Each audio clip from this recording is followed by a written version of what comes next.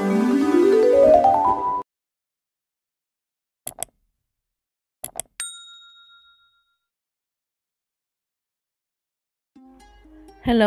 ഇന്ന് വളരെ എളുപ്പത്തിൽ ചെയ്യാൻ പറ്റുന്ന ഒരു മുട്ടക്കുറുമയുടെ റെസിപ്പി ആയിട്ടാണ് കേട്ടോ വന്നിട്ടുള്ളത്. വളരെ കുറഞ്ഞ ഇൻഗ്രീഡിയൻസ് കൊണ്ട് നല്ല കുറുകിയ ചാറോട് കൂടിയിട്ടുള്ള ഒരു കറിയുടെ റെസിപ്പിയാണിത്. വളരെ എളുപ്പത്തിൽ നമുക്കിത് തയ്യാറാക്കിയെടുക്കാം. അപ്പോൾ അതിനായിട്ട് ഒരു പാനിലേക്ക് 2 ടീസ്പൂൺ വെളിച്ചെണ്ണയാണ് ഒഴിച്ചു കൊടുക്കുന്നത്. വെളിച്ചെണ്ണ ഒന്ന് ചൂടായി വരുന്ന സമയത്ത് ഇതിലേക്ക് ഒരു ചെറിയ കഷ്ണം പട്ട, ഒരു ഏലക്ക, ഒരു ഗ്രാമ്പു ഇട്ട് കൊടുക്കുന്നുണ്ട്. ഇതിലേക്ക് ഒരു ചെറിയ പീസ് ബേ ലീഫ് കൂടെ ഇട്ട് കൊടുക്കുന്നുണ്ട്. ഇനി ഇതിലേക്ക് 1 ടീസ്പൂൺ വലിയ ജീരകം, ഒരു ചെറിയ കഷ്ണം ഇഞ്ചി അരിഞ്ഞത്, ഒരു 3-4 വെളുത്തുള്ളി അരിഞ്ഞത്. ഇനി അടുത്തായിട്ട് ചേർക്കുന്നത് 2 പച്ചമുളക്, അതുപോലെ ഒരു ചെറിയ തണ്ട് കറിവേപ്പില. ഇതെല്ലാം നന്നായിട്ടൊന്ന് സോട്ട് ചെയ്തെടുക്കാം.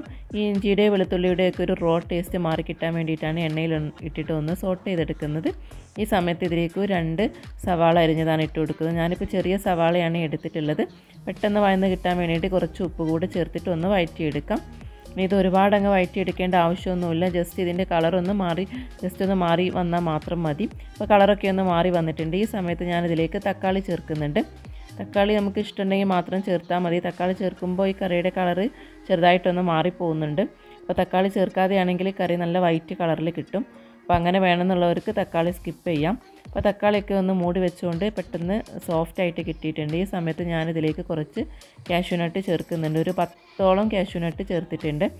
ഇനി ഇതൊന്ന് ചൂടായി വരുന്ന സമയത്ത് ഞാനിതിലേക്ക് ഒരു 3/4 ടീസ്പൂൺ മല്ലിപ്പൊടിയാണ് ചേർക്കുന്നത്.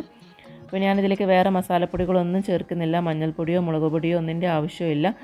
ഈ മല്ലിപ്പൊടി മാത്രമാണ് ചേർക്കുന്നത്. അപ്പോൾ മല്ലിപ്പൊടി ചേർക്കുമ്പോൾ കുറച്ച് മാത്രം ചേർക്കുക. ഒരുപാട് ചേർത്താൽ ഈ കറിയുടെ ടേസ്റ്റ് വേറൊരു ടേസ്റ്റായി പോവും. ഉദ്ദേശിച്ചൊരു ടേസ്റ്റ് കിട്ടില്ല. അപ്പോൾ ഇതെല്ലാം വഴറ്റിയെടുത്തതിന് ശേഷം ഞാൻ മിക്സിയുടെ ചെറിയ ജാറിലേക്ക് ഇട്ട് കൊടുത്തിട്ടുണ്ട്. ചൂടാറിയതിന് ശേഷം ഇതുപോലെ ഫൈനായിട്ട് അരച്ചെടുത്തിട്ടുണ്ട്. ഇനി അരച്ചെടുത്ത കൂട്ട് ഉള്ളി വഴറ്റി അതേ പാനിലേക്ക് തന്നെയാണ് ഇട്ട് കൊടുക്കുന്നത്.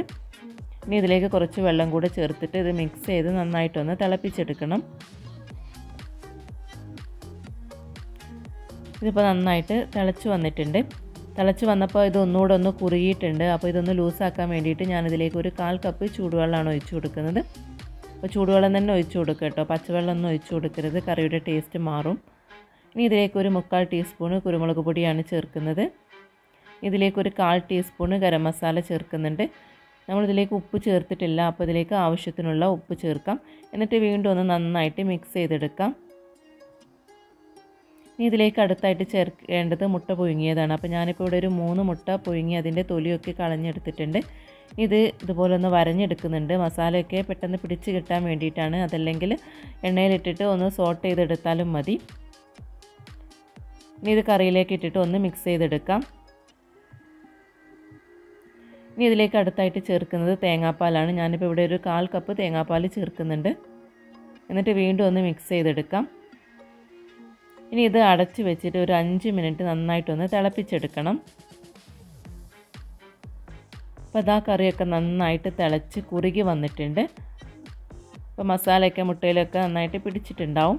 ഈ സമയത്ത് നമുക്കിതിലേക്ക് കുറച്ച് മല്ലിയില അരിഞ്ഞത് കൂടെ ചേർത്ത് കൊടുക്കാം. എന്നിട്ട് വീണ്ടും ഒന്ന് മിക്സ് ചെയ്തെടുത്താൽ ഇതാ ടേസ്റ്റി ആയിട്ടുള്ള മുട്ടക്കുറുമ ഇപ്പോൾ ഇവിടെ റെഡി ആയിട്ടുണ്ട്. അപ്പോൾ ഞാൻ പറഞ്ഞല്ലോ തക്കാളി ചേർത്തുകൊണ്ടാണ് ഇതിൻ്റെ കളർ ചെറുതായിട്ടൊരു ലൈറ്റ് ഓറഞ്ച് ഷെയ്ഡിൽ വന്നത്. അപ്പോൾ നമ്മൾ തക്കാളി ചേർത്തിട്ടില്ലെങ്കിൽ നമുക്കിത് വൈറ്റ് കളർ തന്നെ കിട്ടും. അപ്പോൾ എല്ലാവർക്കും റെസിപ്പി ഇഷ്ടമായി എന്ന് വിശ്വസിക്കുന്നു. മറ്റൊരു റെസിപ്പിയുമായിട്ട് വീണ്ടും കാണാം. താങ്ക്